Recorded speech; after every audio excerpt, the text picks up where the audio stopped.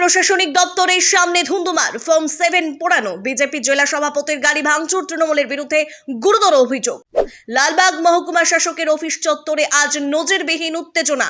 Form 7 জমা দিতে মুর্শিদাবাদ কেন্দ্রের বিজেপি বিধায়কের নেতৃত্বে মুর্শিদাবাদ সাংগঠনিক জেলা বিজেপির নেতাকর্মীরা এসডিও অফিসে পৌঁছন। অভিযোগ, প্রশাসনিক প্রক্রিয়ার মধ্যেই তৃণমূলের নেতাকর্মীরা বিজেপির হাতে থাকা ফর্ম কেড়ে নেন এবং সেগুলিতে আগুন ধরিয়ে দেন।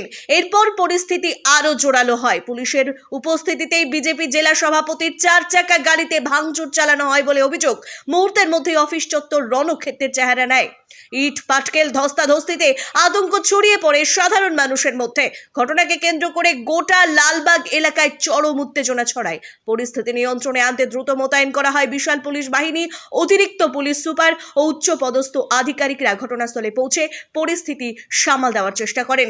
বিজেপির দাবি, প্রশাসনিক কাজে বাধা দেওয়া এবং গণতান্ত্রিক অধিকার খর্ব করতেই পরিকল্পিতভাবে এই হামলা। অন্যদিকে তৃণমূলের বিরুদ্ধে সরাসরি অভিযোগ উঠলেও দলীয় তরফে এখনো আনুষ্ঠানিক প্রতিক্রিয়া মেলেনি। এই ঘটনার পর লালবাগে রাজনৈতিক উত্তাপ তুঙ্গে।